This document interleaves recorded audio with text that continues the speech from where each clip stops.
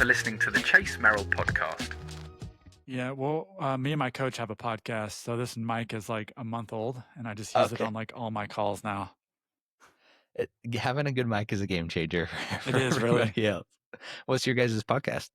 It's called the Easy Run Show. My coach is Eric Orton. He's famous for the book Born to Run. He was Christopher McDougall's running coach.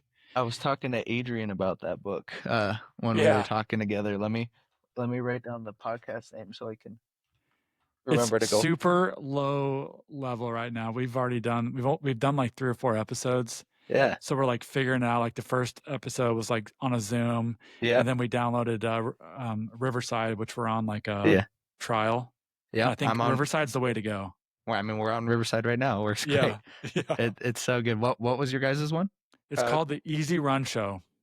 It's on YouTube right now. Okay. And what do you guys talk about on there? Running. So basically anything running though. Like we wanted it to be digestible for just the everyday runner, like not maybe somebody who's a nerd about running, but also we cover races and different things. So it's the whole circle of running. Is it more about getting good at running or like the sport of running? Or everything. Mixture. Okay. It's like, hey, how do I pick out running shoes? So I'll ask him questions like, what do you think about running shoes? Like, how would a person pick a shoe out? How many shoes should a person have? Should a person have a coach? When do you know if you're ready for a coach? Stuff like that. Just to pick your brain, and we're recording right now, so we can just talk. Let's just go. But just to pick your brain, because you brought up shoes. I bought new shoes yesterday. I was burning through my old runners. Do you prefer a 0 millimeter drop or like a higher one? Or I prefer a range. So I feel like as a runner, that's at a professional level, you need many different tools in your tool set. So going with like one set tool all the time wouldn't be great. So I use variety depending on what I'm doing. Okay. I've been running I come from the sport of like weightlifting, and I've spent a lot of time in like a 0 millimeter shoe from like a flat shoe for weightlifting. The only time I would get like an elevated heel is if I was wearing like a lifter, something like that for like squatting and whatnot.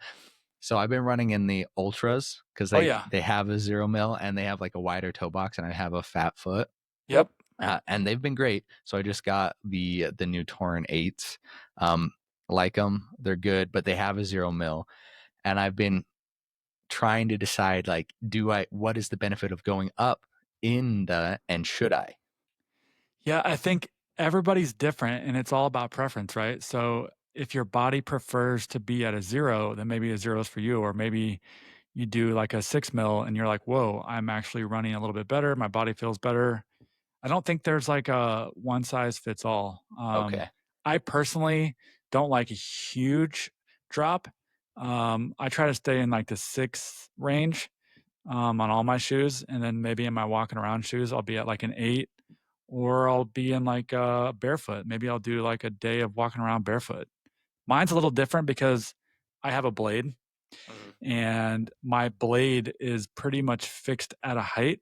So I actually have 3 blades that are at 3 different stack heights. So I have like a range where I can go with like 3 different shoes. So I can't have an array.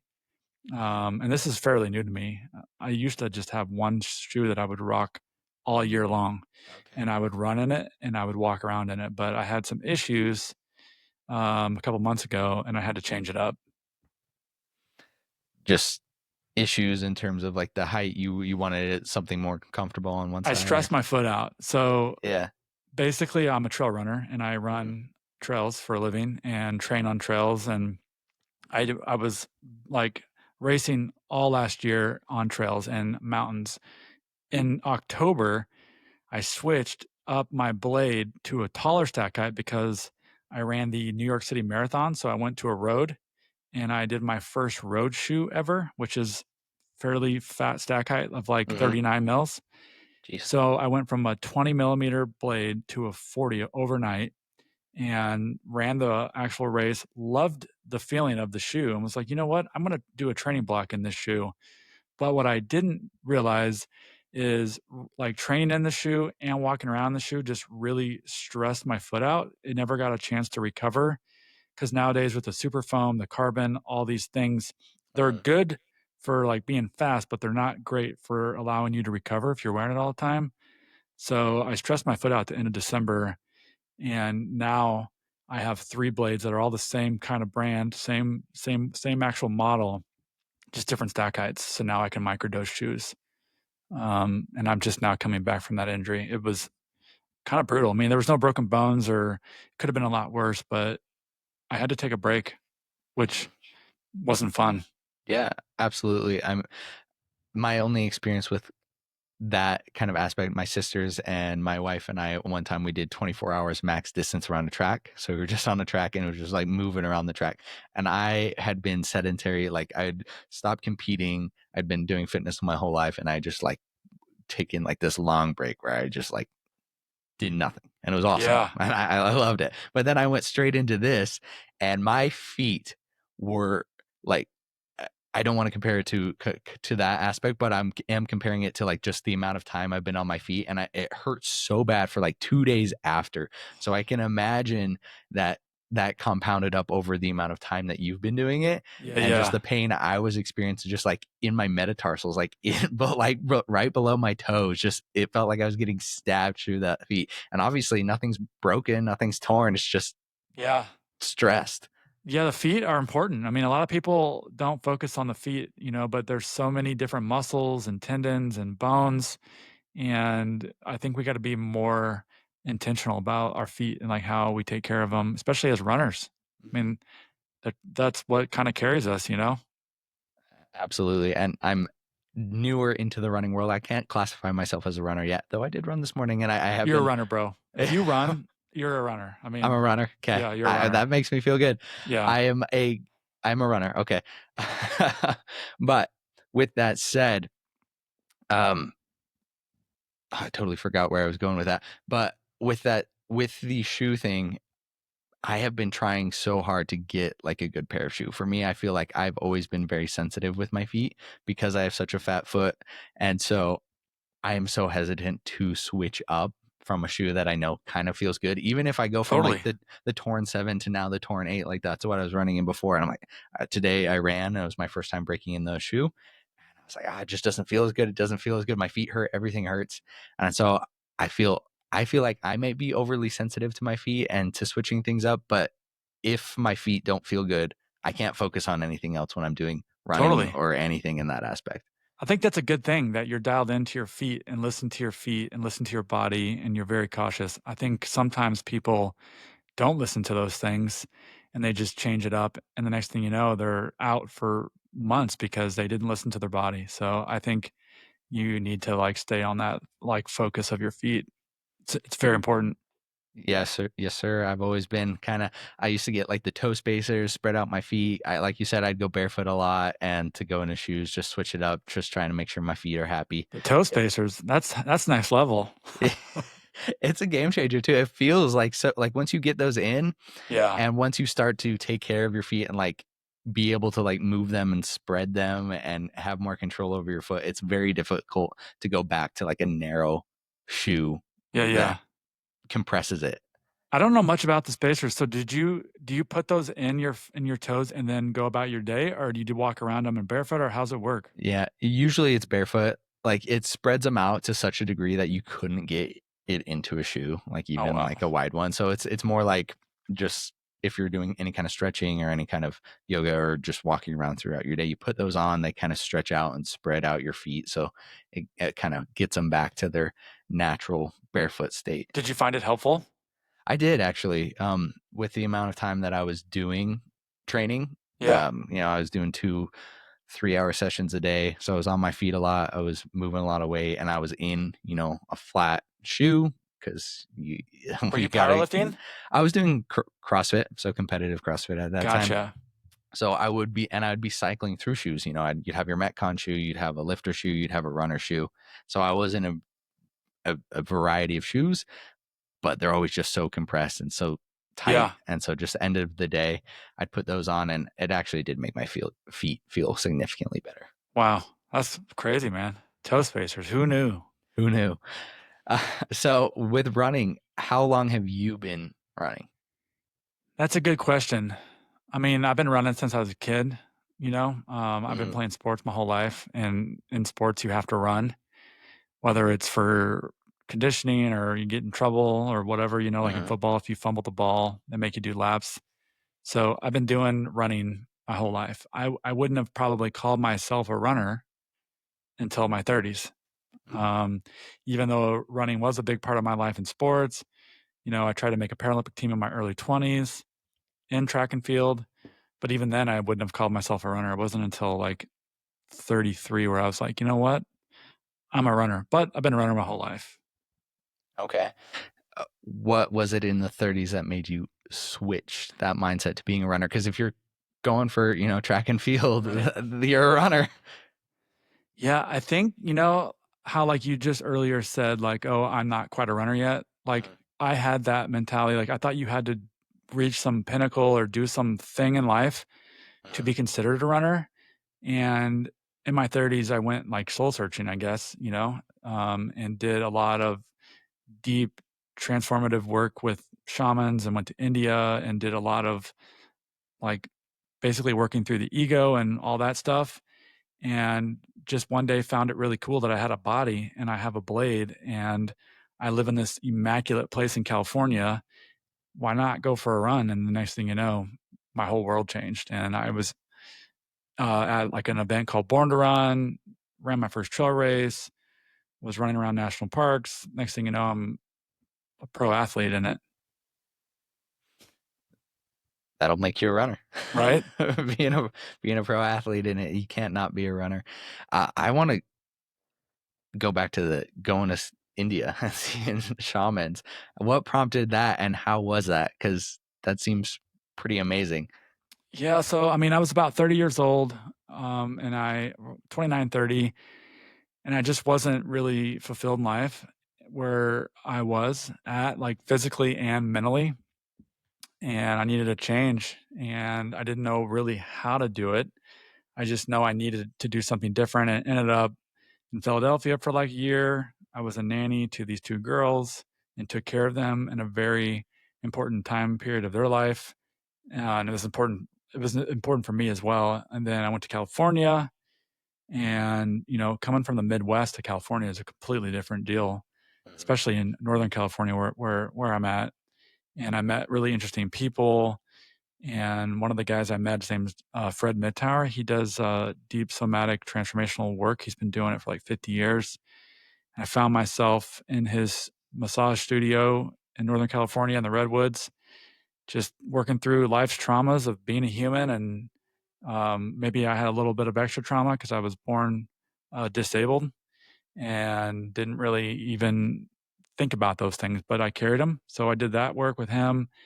Next thing you know, I'm in India in an ashram for like a month, learning how to meditate with Mahatma Fakirananji, who basically was in his early 90s and spoke some English. And I just was tethered to him for a few weeks, did what he did, ate what he ate, listened to him talk. I wasn't like waking up being like, oh, it's Tuesday. I got to be somewhere at 6:30. I didn't even know what day of week it was. I just know the sun came up. We did some things. We ate some food. The sun went down. I did it every day until, I mean, I honestly thought that I was going to become like a Mahatma and live in this place. And I was prepared for it. And he was just like, dude, no, like you have to go do things out in the world. Let me be here and meditate. But I taught you this like gift. Don't forget it. Now go out in the world and be this person that you can be. And that was in 2018, and it changed my life. Do you still meditate?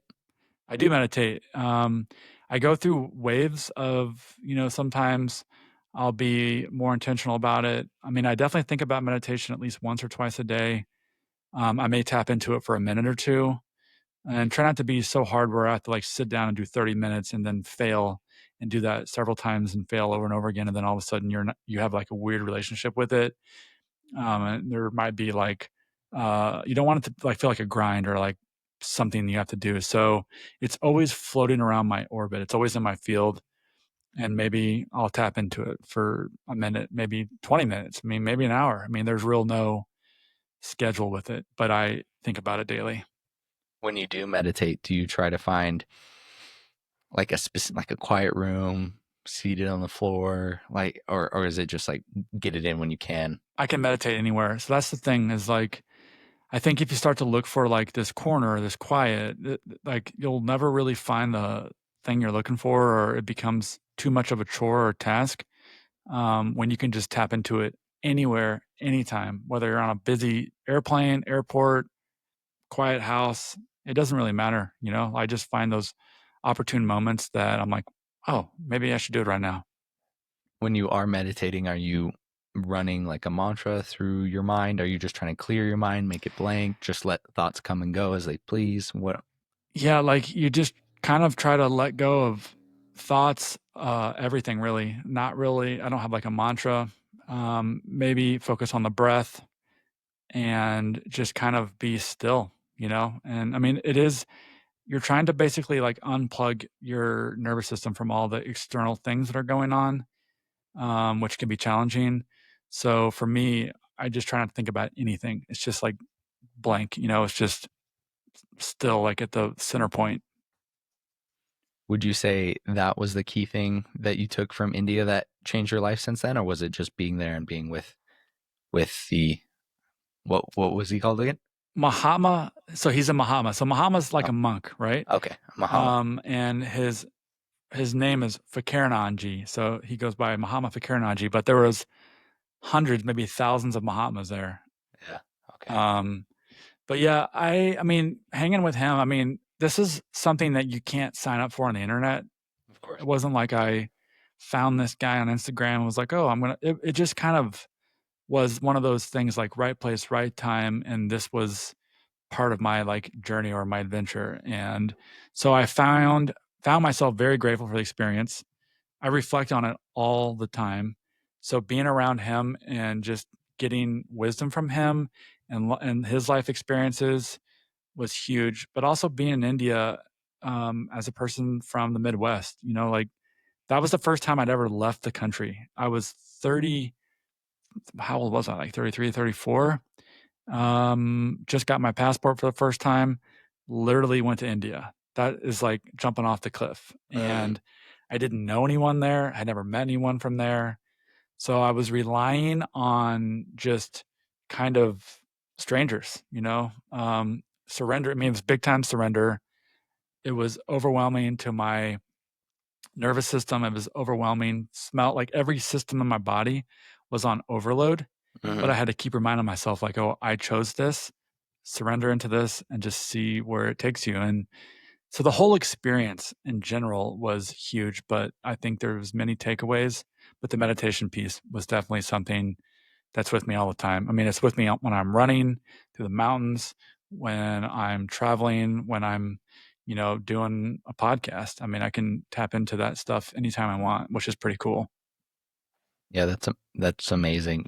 I take it that's something that you would recommend people try to pick up. Yeah, I feel like I wouldn't force it. I think I was taught meditation in a way that made it less like, oh, this is something you need to do to be successful. If you don't do it, you're going to fail. Like, I think you want to have a relationship with it that doesn't pull you in either direction. You just kind of, it's like a tool. It's like breathing. Yeah, I feel like not having, I mean, this is what works for me, but not having like a crazy where you have to 10:30 a.m. I'm meditating. Like that whole relationship that I have with it, it makes it available 24/7. And there's really no rhyme or reason. I can just, oh, I'm gonna spend the next 10 minutes doing this. So yeah, I would recommend people being curious about it and see where it takes you. Yeah. Thank you for listening to the Chase Merrill podcast. Just give me a quick 30 seconds, then right back to the episode. If you enjoy the show, it would be tremendously helpful if you could hit the follow button wherever you're listening, as well as leave a review. This helps the show grow, find new people, and get more guests. In return, I promise to continue working each day to improve the show. Thank you so much for trusting me with your time and your attention. Now back to the episode. I think that curiosity is huge with these, like, self-improvement, nuance, neurological mindset kind of activities. Like for me, meditating or even journaling to some degree, even though that's a lot more, objective in there. Yeah, If you bring a sense of curiosity and a sense of, it doesn't need to be black and white. It doesn't need totally. to be objective. If you can just go in and be like, hey, I feel better after. Totally. It doesn't mean I need to do it tomorrow at 10:30 a.m. I can, Exactly. if I'm feeling down, maybe I'll bring it around, and you can have that sense of awareness with that, and it's so much more fulfilling and so much more likely to become part of your lifestyle Totally. if you can do it that way. Exactly. I mean, that's the key, is being just like that and taking that approach. And then before you know it, it is part of your routine. Exactly. Yeah, and that's what I've been trying to do with running, because historically it's been my least favorite physical activity. I come from a background of like sprinting, so there's Oh, yeah. pain involved with the running, cuz like 400, 800 meters, and then anytime I would do running, it would be for training and CrossFit. So like there's Totally. threshold training, there's time trial, there's no enjoyment. It's like, hey, this is what I need to do. I need to increase my VO2 max. I need to increase my aerobic capacity. Here's what we're going to run. And so there's this previous sense of animosity or dislike towards that activity. And what I've been doing in the past couple of months where I've started to get into it is like, you actually feel better when you're done running. You don't need to go run and hold like, get to a 165 heartbeats. You don't need to go do, time tempo speed runs. You can do just low zone 2. You can stop when you want to stop. If your legs hurt, stop. But you'll feel Totally. better after. And that has been huge. I've been able to be consistent. My feet stop hurting because I've started running more. I feel more adapted to it, and now it's like, okay, I'm gonna go run. Yeah, I'm gonna do a 7 miles, but if I want to do 5, that's fine. Just go have fun. Totally. So it's bringing joy into your life instead of just like tasks that you have to do and like check marks that you have to accomplish. Yeah, exactly right. I'm not chasing the check marks. That's huge, man. I mean, I think people and their relationship to running sometimes gets diluted with like it has to be this way, pain, all this suffering, which I mean does happen, but it doesn't have to be that all the time. Exactly. And like if you like running, there's going to be, or if you like sport in general, there is going to be pain at some point because you like the sport and you want to Totally. get better at the sport, and that requires pain at some part if you want to push into it. But if you come to it from a place of like, hey, I'm doing this because I enjoy the sport, not because like somebody's forcing me to do this or because I want to get the medal or whatever that is, I have to grind. It's a lot more rewarding because it's like, I'm choosing to be here when it hurts. I have the self-awareness that I can stop if I want to, but Yeah, I'm capable of going through this. And then afterwards you feel good about going through it because totally. You there's no never have that thought of like, that was a bad idea. I wish I didn't have done that. exactly. Which brings me to when you came back and you started running, what made you go initially into trail versus like road or marathon? Well, I was living in Northern California, which is super remote, and there's lots of trails and like just like raw, rugged land. And I found it really interesting that I could like carry my body through that. And I just started envisioning myself like running through the woods or, on a headlands or something, not even really knowing that the trail running was even a sport. And so I was like having these like dreams and I was like driving and like, oh, what it would be like to run through this forest or run through this thing. And then I started to do it because I had this new relationship with my body and I had a blade. And so I just craved movement and no real like objective, like I need to go and do this 10 miles or 15 miles. I just want to move. And I ended up moving for like hours at a time and then stumbled upon like YouTube videos of like UTMB or something.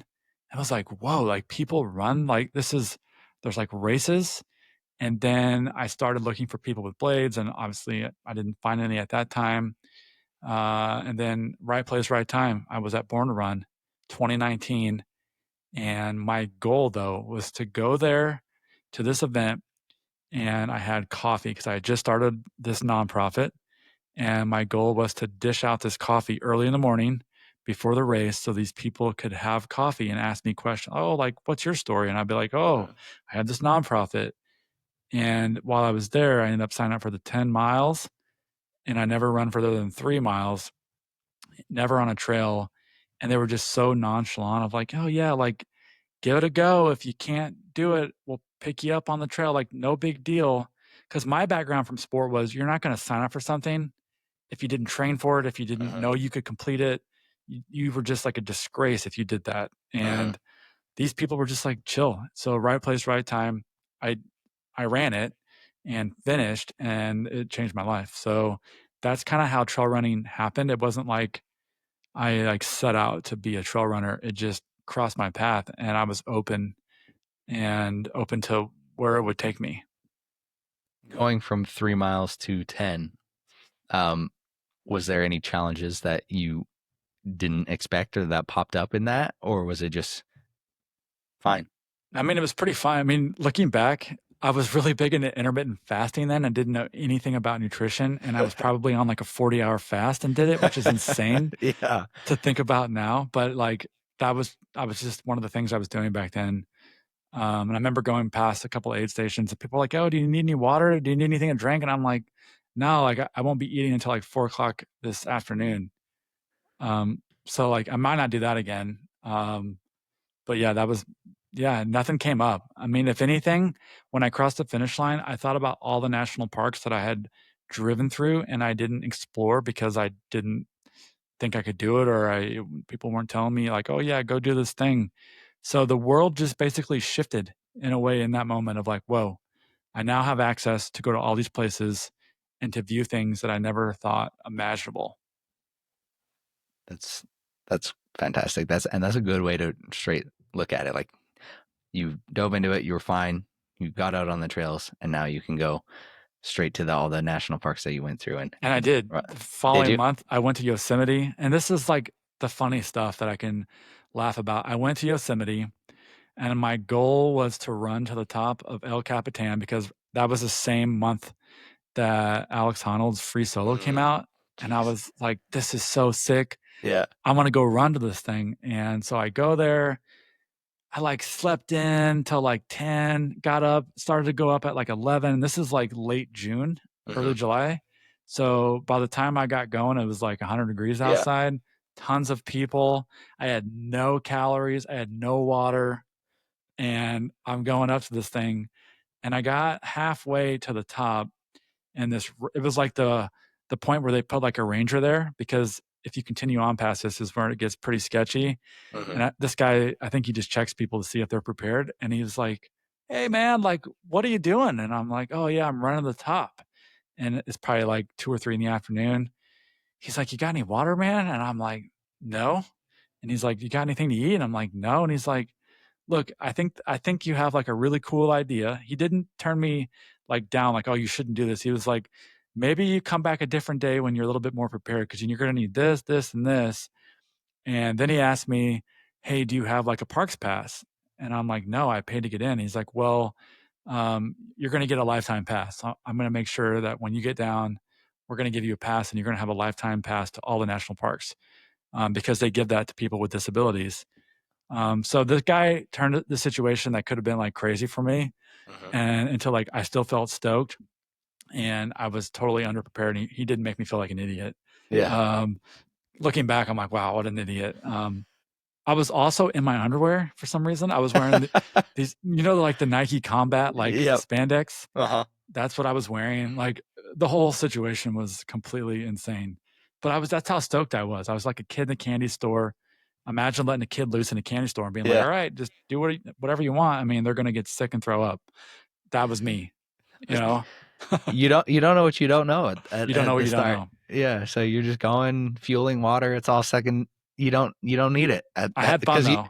Yeah, I bet, and that's really cool to have that that guard there who probably has to deal with a lot of crappy people day in and day Totally. out to just have that good attitude and be like, hey man, and turn it into that.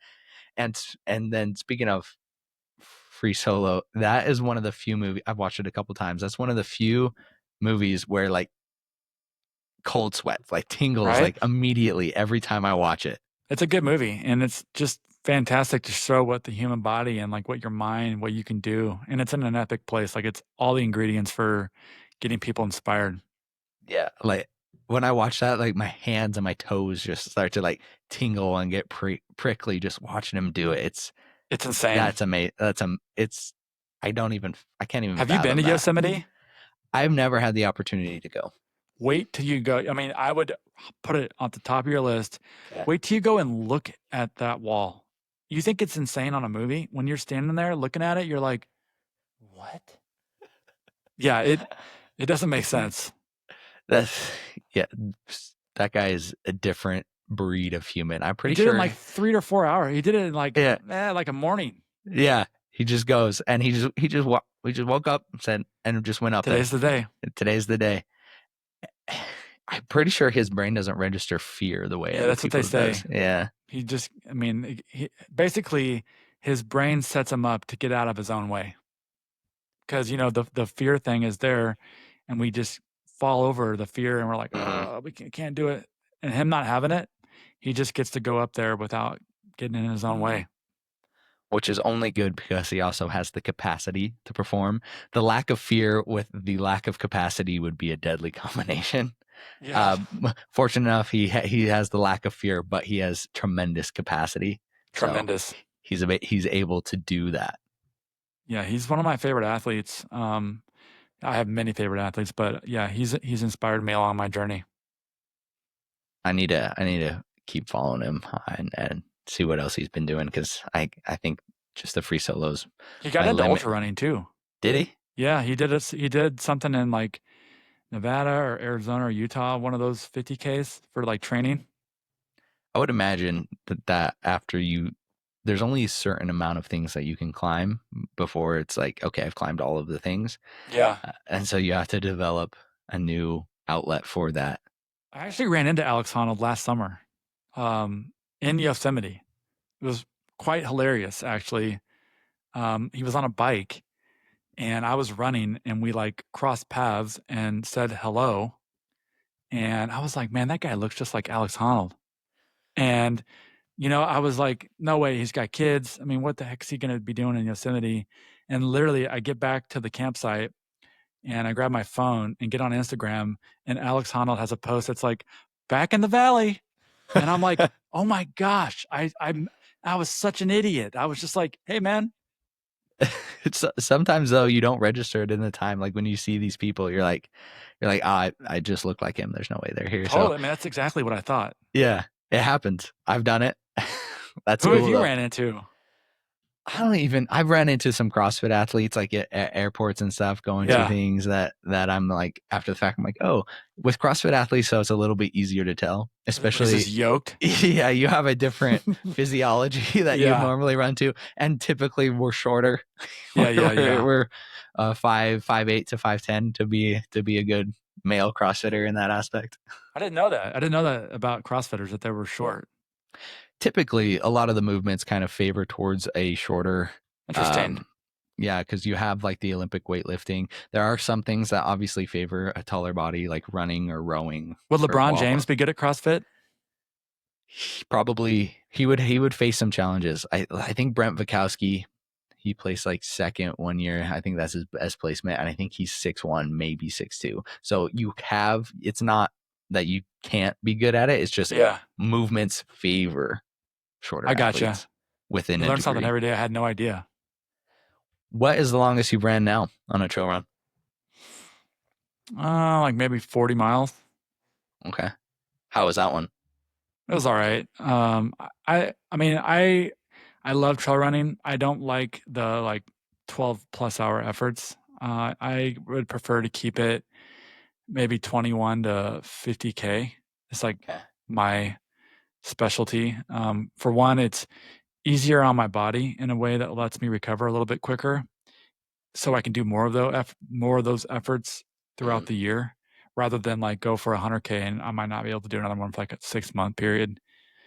I mean, I'm 40 years old, so I want to, Prime of your life. Prime of my life, but I want to maximize my ability to travel the world and race. So I want to race like 6 to 10 times a year. Okay. And so me and my coach focus on Zach being able to run a 5K tomorrow or a marathon on a road tomorrow, or go to the Alps and run through the Alps. Like, so I keep my training centered around being able to do all those things.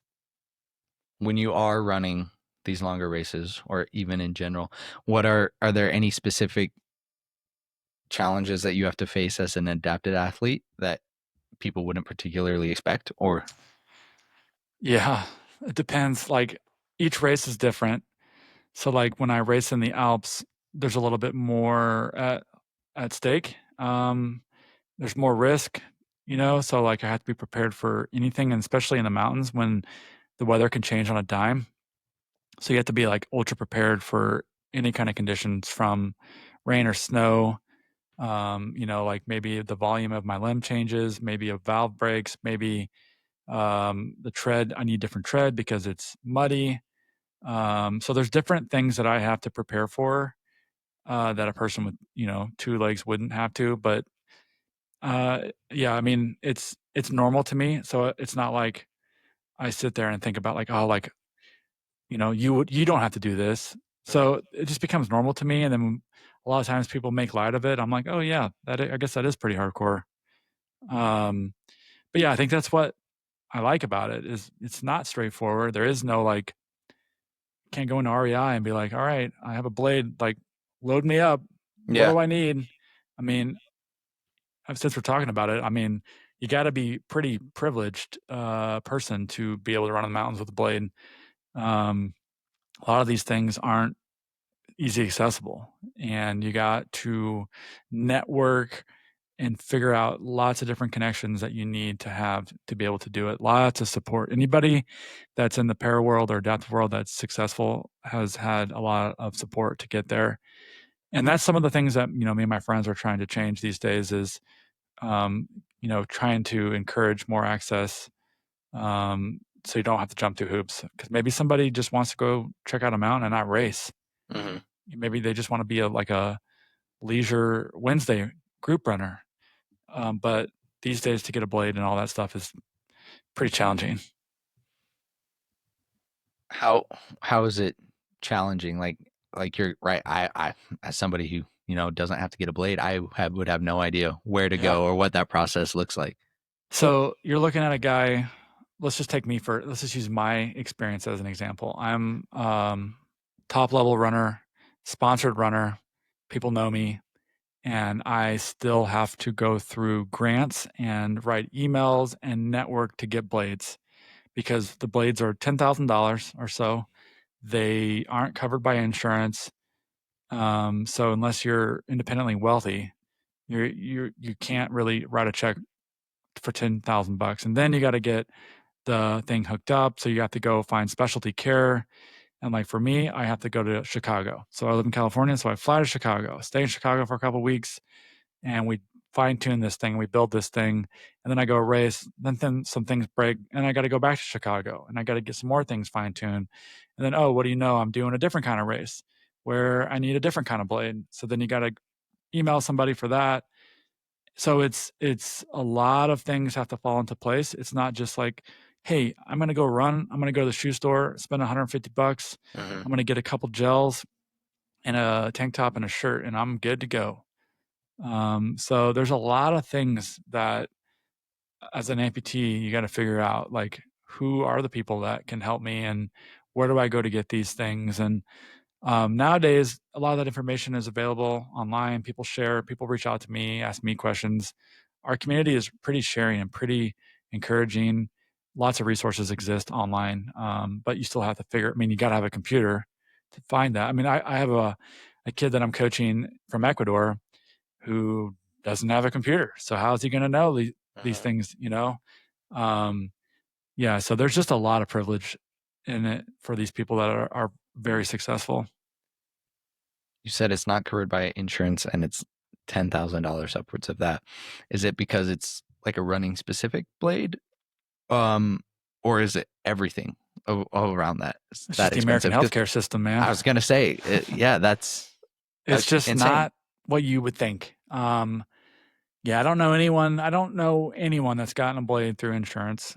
Um, yeah, it's crazy. you gotta, there's like nonprofits that exist solely for blades. So people can get a blade and do the like normal thing of go on a run.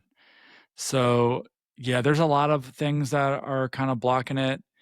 Every country is different. So like I have friends in New Zealand that my friend lost his leg in a work accident in New Zealand, and his healthcare journey is covered by the New Zealand healthcare system. So he gets a blade and all the stuff, and no one's sending him bills. There's no like networking. They just take care of it. Same thing. Another friend in Australia, same thing. So every country, every part of the world is a little bit different, but in the grand scheme of things, the United States is not at the top of that list of making it accessible, which is kind of insane. That is insane. And by blade, is blade specific to like performance based? Is that what we're talking about when we say blade? Yeah, like a blade. Yeah, the traditional thing that you've seen probably on the internet or TV or whatever, the blade. Yeah, I mean, there's so many different components to prosthetics, but the blade is traditionally what people would run like a marathon or a 5K or something in. That's so insane to me that it is that inaccessible and that much money. Yeah, to I be mean, able- my running leg right now that I'm wearing, my running leg is my everyday leg as well. So I am one of the rare people that I walk around in my blade and run in my blade, and I don't really change it, which is just a preference that I've picked up over the years. But that's like 50, 60,000 bucks, and that's just components and time and all the stuff. That's not including the flights to and from Chicago, the hotels, all the stuff that it takes. I mean, me and my wife did the math like last year, and like I spent like 6 weeks away from home just to get prosthetics taken care of over a 12-month period. Why is it that way? Is it just like corporate greed, like standard medical, pharmaceutical, corporate greed? I don't know. Yeah, that's a high level question that I don't know if I'm qualified to answer. I honestly have no idea how much it costs to manufacture a blade. I think there are a lot of things that are inflated because of insurances, and like, from my experience, like a walking boot one time, I broke my foot in like 2010, and they were like, "Oh, the cash price is $100, insurance price $1,200." So like, it doesn't really make sense, and that is definitely about greed. So I don't know what the hiccup is. I mean, there is a lot of work that goes into making this. I mean, I'm spending 2 weeks. If I were to get a leg made from start to finish from scratch, we're there for 2 weeks minimum figuring this out. And that's somebody back and forth, back and forth. So there's a lot of time of a person's time, which, I mean, a person at that level making something, they're probably worth like what, $500 an hour? Yeah. This is like a skilled that you can't just go out and grab. You have to go through tons of schooling, tons of stuff. So they're just high level like a doctor. Imagine a doctor that can also build a piano. I mean, this is what they're doing, fine tuning. So, I mean, I think it's just an expensive thing, I would have never even suspected that it would be that much. But I guess I should have suspected, actually, if I thought about it. My wife is in medical school right now, and it's something we talk about often, like pharmaceutical insurance, Yeah. medical corruption and greed, and how insane it is, and it's continuing to get. Like you were talking about, like $1,200 with insurance, $100 without it. Yeah, that's insane. But then they have like this gag clause where they can't tell you. So like Totally. they have to, like, so if you have insurance, they cannot tell you to go the other way. And it's just so insane. It is very insane. It's not really set up to care for people. It's set up for profit, which is a bummer. Especially in this situation where you have these adapted athletes who are just trying to get into their sport, just like me, I just have to go to the store and buy running shoes, like you said. Yeah. But they have to go through this insane process where you have to go through all the steps. Even somebody who is a sponsored athlete who runs for a living, you still have to go through these steps. Yep. I mean, Yeah, I mean, imagine if you had to go through all these hoops to get a pair of shoes, you probably wouldn't do it. Yeah, I wouldn't do it. Yeah, exactly Yeah, right. It completely limits the sport it to completely. Yeah, I mean, not only that, but like the sport, but also like the Wednesday group run that like is now popular across the country, where people are, building communities around running, and maybe the person that needs to be in the community the most can't be in the community because they can't figure out how to get a blade or whatever. I mean, I think, yeah, it it's a very frustrating pinch point in our community that we talk about often, me and my friends, and some of my friends even are fighting that change at the legislation level with Mm. different states. There's a coalition called So Everybody Can Move, and they're trying to change the laws around insurances and what they cover, so they can cover running prosthetics. I don't think that's like an unreasonable thing to ask. Yeah, I mean, it's like, what do you mean? I need it's for mental health, my physical health, like all these things are going to be beneficial for a person. Like, what is the healthcare industry for? What do you mean? Is it for money or for supporting people's health? Unfortunately, it is currently for money, which is at least the big aspect. Like again, my wife and I talk about all the time. It's like doctors, like they get thrust into the system. Like they want to generally Totally. 99% of doctors, like they get put into the system. Like, I just want to help people. Then Totally. they get exposed to how the system is, and you can't change this giant machine from the position that you are. So you just have to help them the best way you can, Totally. which is being handicapped and limited by the machine. Yeah. It is a machine at this point. It's like a $1 trillion machine. Yeah, absolutely. With your, I know your people reach out to you, they talk to you, you're coaching people who are in this aspect. What do you tell them? Like, how do you help them or point them in the right direction? I just give them like the way, like, here's how you get a blade, and here's where you go to get this thing and this thing. Like, you just kind of share what like all the work that I've done to figure out the system. You just share it with people. That way it saves them months of research or whatnot. And yeah, I mean, you just help people share what you know. You got to. You I mean, got share to. resources. Earlier I mentioned being privileged. Privilege isn't a bad thing. What I think privilege, if you have privilege, then I think you need to share your privileged. A lot of times people are like, oh, privilege, like it's negative or whatever. It's not if you share it. Mhm. What are some ways that people could be doing or helping to alleviate this? That's a good question. What could people do to alleviate? Um, I don't know. Maybe invite. I mean, it depends on how much time people have. Like, if you are in a community and you're in a run community and you want to diversify the group of people that show up to your group, maybe invite someone to come run that doesn't look like you, which could be a person that has a disability, and maybe they need help finding a blade and they are nervous to reach out. I mean, there's people like me that are public Mm-hmm. that, I put myself out there for a reason. And then maybe that person has seen me on Instagram and connects me with this person. And all of a sudden they're in our community, something simple like that. With your, is it from below the knee, above the I'm knee? above the knee. You're above the knee. What challenges, because that's probably a huge aspect of the cost as well. Just Yeah. The higher creating up you that, go, the more difficult it yeah, is to fit. exactly. Creating Um, and fitting and then creating that mechanical device to replicate a knee. yeah. So the knee, I mean, missing a knee joint essentially doesn't allow my right side to fire my quads or hamstrings and all the stuff, so I have to rely on a different mechanism to run, which is like, putting more stress on like my hips or my glute and the rest of my body. Not to mention the component itself. The knees are really expensive. I mean, they got knees these days, man. They're 130 G's. Jeez. Yeah. I never even thought about what you just said, like missing the knee joint doesn't allow you to fire it and flex the quad and the hamstring. Yeah. Yeah, that's exactly right. Like if you eliminate that end point, that tension point, you can't, even if you do have the muscle there, you can't pull or activate against anything.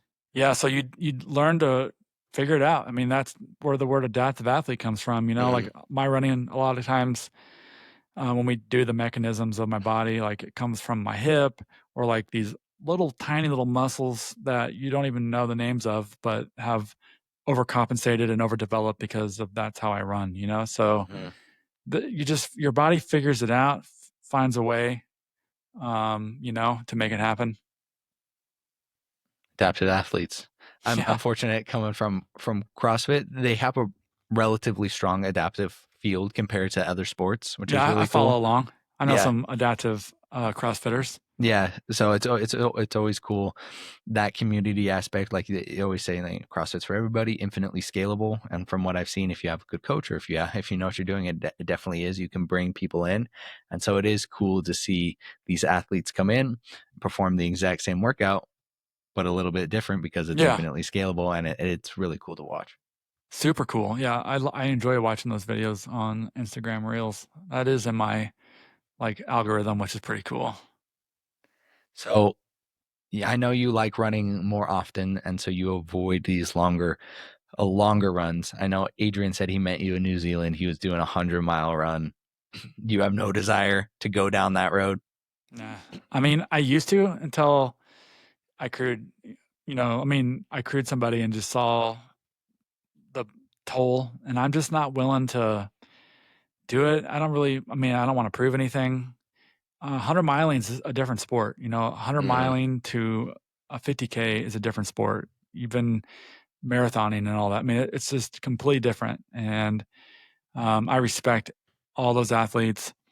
But yeah, you got to follow what brings you joy. And when I think of it, it does not bring me joy. And I'm like, nah, I'm good. That's great. I think that's a fantastic attitude to have. Just chasing what brings you joy, not chasing what's next or because you think you need to elevate and Right. do better. Like if that's where you want to go and if that's where you're trending, but if you're happy where you are, be happy. There's nothing wrong with that. But I love supporting my friends like Adrian, when they're out there crushing a 100-miler. I do enjoy being there and helping because it does take a lot of support to make sure these athletes can run the 100 miles. When you do go to these races, have you found that the adaptive athlete field is growing? Is it getting bigger? I mean, very small. I mean, trail running is very niche already, Already, yeah. So it's just now starting to maybe gain some traction. I think in the next 5 years, if we continue to have the mentality of if you build it, they will come in trail running, you'll see it grow. So it's kind of we're in this period in trail running where we need people to become like stakeholders that are race directors and race organizations that say, hey, you know what, we're going to build this adaptive division or para division because we want to see these athletes have a place to come and compete. But it's slow. I mean, but again, like maybe it's slow compared to how I want it. I mean, I say it's slow because I want it to happen like now, and I feel like we have the ingredients. We are here. We're ready. But yeah, I feel like eventually one day it'll just be normal to have somebody out there smashing a mountain race or, just like they are in the marathon. I mean, the marathon world, I think the New York City Marathon this year had like over 500 athletes with disabilities out there. That's That's a pretty amazing. big portion. Yeah, that's awesome. Excuse me, but with your sponsorship with On, have they been able to bring on more adaptive athletes? Have they been growing that field with you guys as well? They put me in positions to like talk about it. I'm the only one right now on the on trail team that is a sponsored athlete, but I think uh, that's the vision. I mean, that's the vision that I talk about a lot is growing these opportunities in races because therefore we can sponsor more athletes. We just need to give people these resources, these opportunities to be successful. Luckily for me, right place, right time, and on came across my like field back in 2022. Never even heard of on at the time, and pitched my idea of what I saw in the world of trail running, and David Kilgore, who's our athlete manager, was like, dude, makes perfect sense, and signed my 2-year deal with them in 22, and then signed a 5-year extension in 2024. At the end of 2023, I signed my 5-year extension. But yeah, I think one day I can't guarantee it, but maybe there'll be an on-pair global team Oh, across many sports, yeah. track and field, triathlon, trail. Who knows? I think that's the future that I see, and that's the future that I want to manifest in the world, is having a team full of, the people like me and Adrian and, my teammate Sam, that are all out here trying to do the best we can in our sports. I feel like we can give these para athletes the same resources and the same opportunity to be just as successful. That would be amazing. That's my dream. Put it out there, man. That's what you got to do. And that's really cool that On is kind of in your corner and helping you guys out with that. Yeah, On's done a lot. I mean, they not only have they put me in a position to race every race that I've ever wanted to in the world. I've spoken on panels. Last year at the Olympics in Paris, On put me on a panel, and I was a moderator where we talked about para sports in the world and the barriers and things that need to happen to initiate change. From doing workshops with the innovation team at On to figure out different tread solutions for my blade. They basically are a huge resource for me, and they believe in things that I say, and it's a very good feeling to have a massive brand have your back and open up doors for you to walk through. So what's the next race? What's the one you want to go to next? Well, my schedule has been kind of monkey wrench this year because of my foot injury. So we're being conservative on my road back to racing. I was supposed to race in New Zealand with Adrian.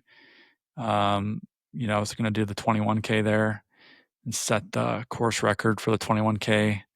But couldn't race because we were letting the foot heal. And then I was supposed to race in April at this UTMB event called Canyons in California.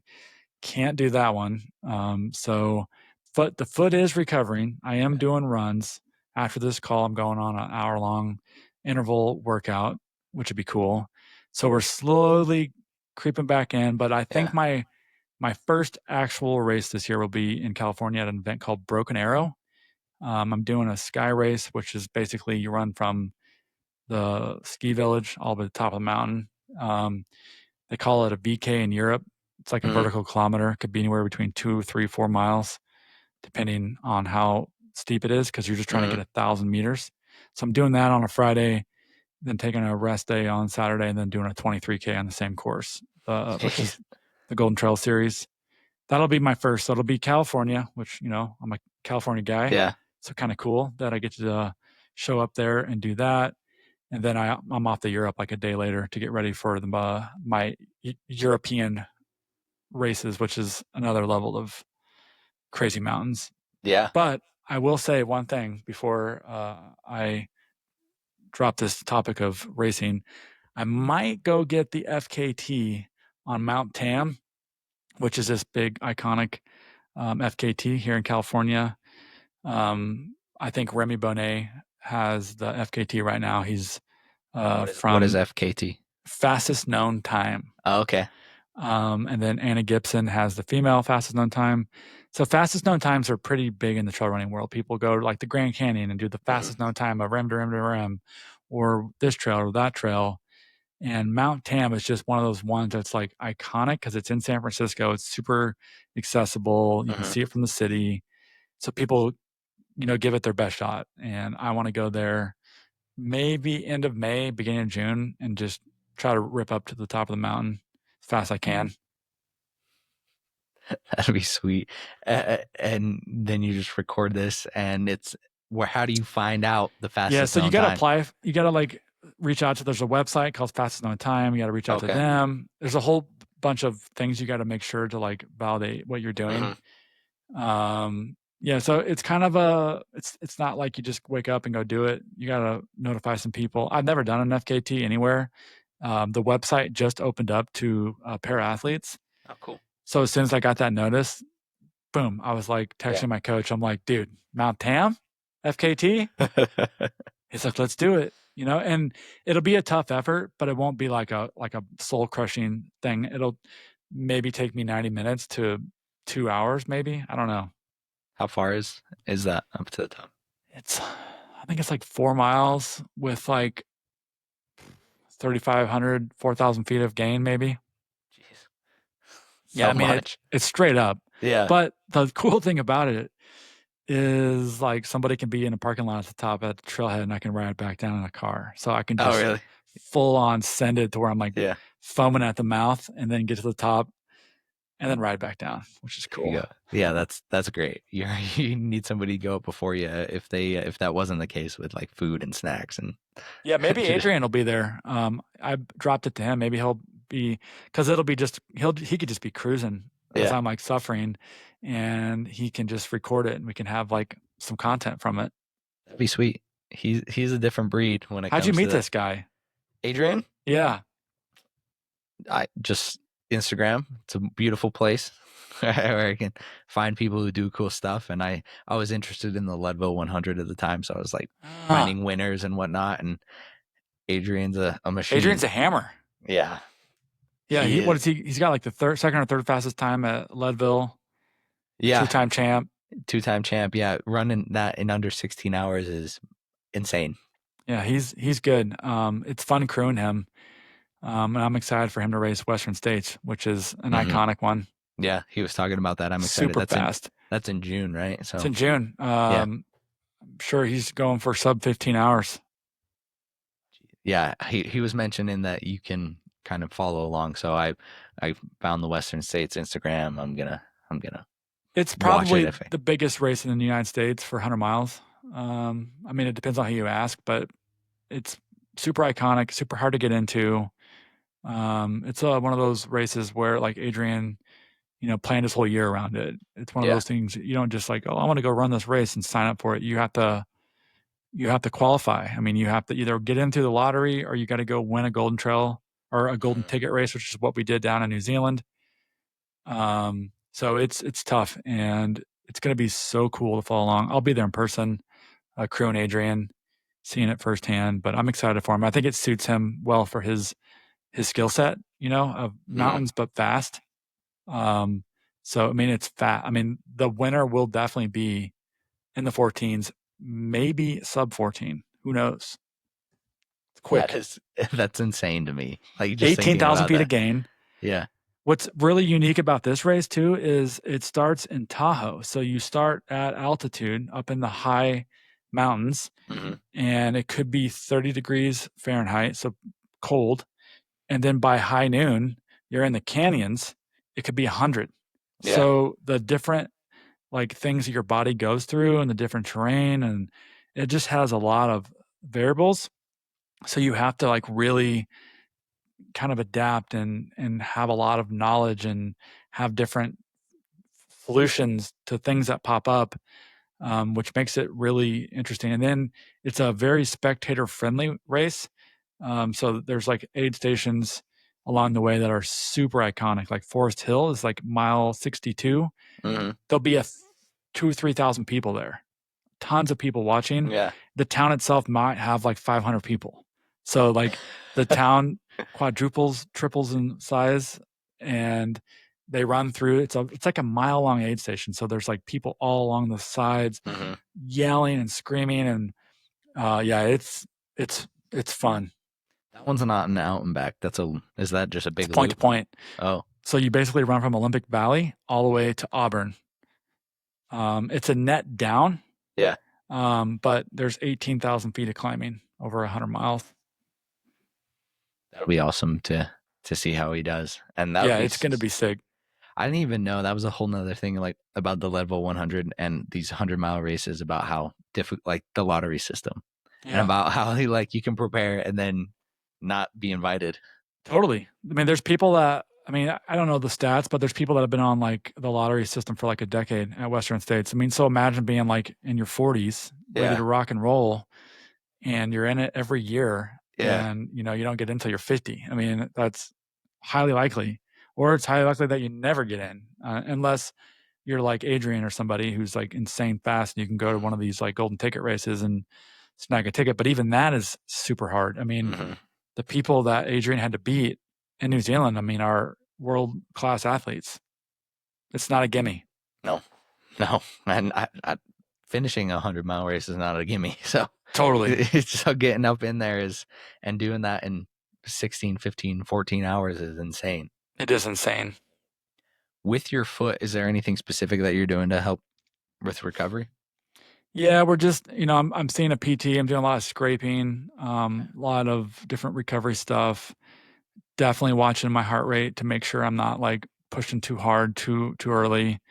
So just being very precise with my workouts, and communicating with my coach every day about where I'm at, what I'm feeling, and just being patient. Like just being patient and making sure you do all the small things, which is actually kind of hard, to be honest. Yeah. I saw this reel the other day. I was now that I'm on running Instagram, I'm getting some funny ones, but it's like a runner who's like, I'm so glad I took that week off from my injury. I feel great. And then it shows him running and he's like limping along. He's like, I feel better than ever. Oh man, yeah, that's typical, huh? Yeah, that's something that I've seen. It's something that I have to do with my wife. Like, hey, you're playing the long game here. It's like Long game. pushing through that run when is different than pushing through a pain, like an acute pain. Like we need to find that line for where you feel comfortable, like you're not giving up the race, but Yeah, you're not giving up and getting nothing out of the run. Your body's telling you, hey, let's prioritize our recovery a little bit more so we totally. can do better down the road. And so runners don't straddle that line very well from what I've seen. They don't. I mean, I was watching a documentary the other day. Have you ever heard of a guy from Norway, Jakob Ingebrigtsen? I have not.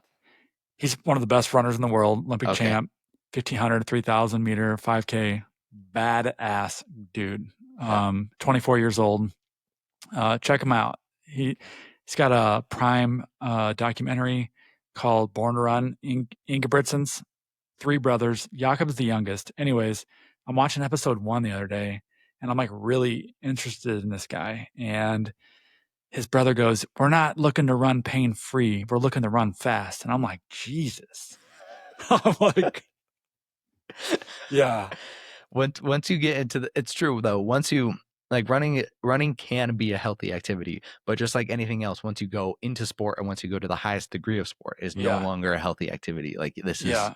I mean, is competition. the opening scene was him with a boot on his foot, and he's like getting an MRI, and he's like coming back from an injury. It's like March, and the Olympics are in like July or August or whatever. So it's about him going through injury recovery and getting training up to the Olympics, which, not to be a spoiler, but he does win a gold medal in the Olympics, but he does get beat in the 1,500 by a non-athlete who took bronze. But yeah, yeah, just watching but I'm drawn to it. I'm like really fascinated with their training and stuff. He's like talking about doing like 24 by 400 in a workout. I'm like, Jesus. I'm like, 24 by 400. yeah, like crazy, like 55s or Yeah. something, like just like, wow. They're like doing lactate blood test out there, which, and all this, they're just doing everything. Yeah, they do it all. Once you get to that high, once you get to that, the Olympic level or the highest level of your sport, you're playing the game of tenths of Totally. percentages. So you're hundreds of percentages.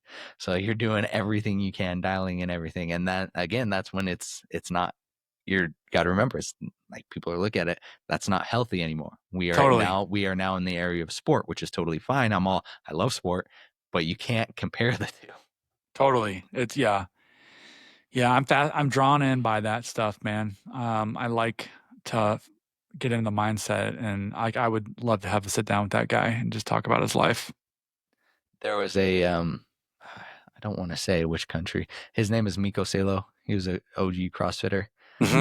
European, Sweden, Finnish, something, somewhere over there. But yeah, he was a different breed of animal. Like he would make himself intentionally uncomfortable. So like he'd do like hours of rowing intervals, but he would do them in a closet with the light off with a little lamp, so he would be dark and he wouldn't have any mental stimulation and he could just be in the pain. And so you have those people who take the sport, and then again, you're in sport, so you're trying to find ways to have that advantage, whether that be mental or physical, and you're trying to get those percentages.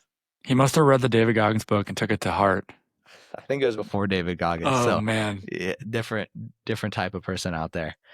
But I really appreciate your time, and again, to talk to you, it's been really enlightening for me to learn more about the adaptive space, particularly in trail running. And I don't want to say disheartening, because there are people out there like you who are trying to make it more accessible, more exciting, but at the very least, disappointed in the in the health system.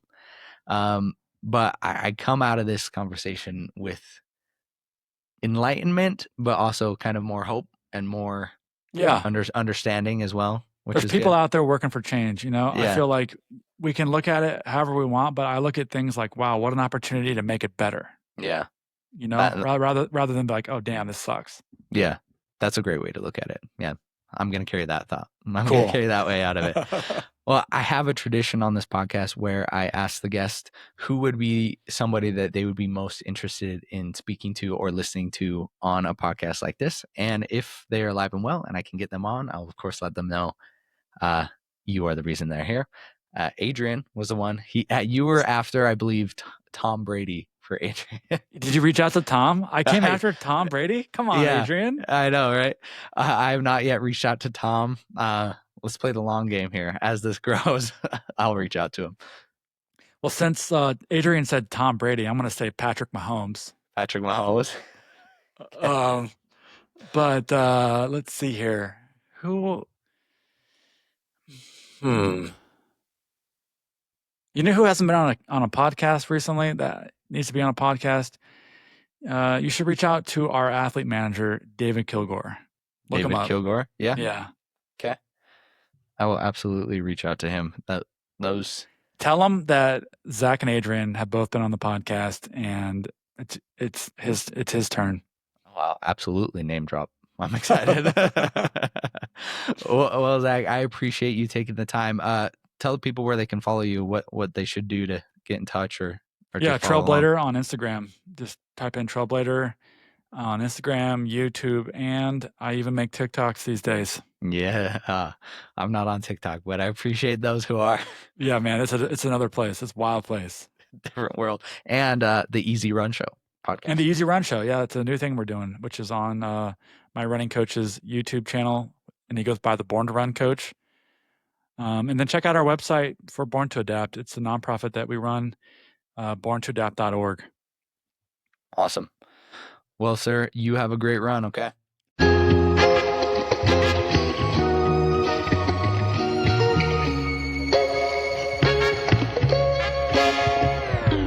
Thank you for listening to the Chase Merrill podcast.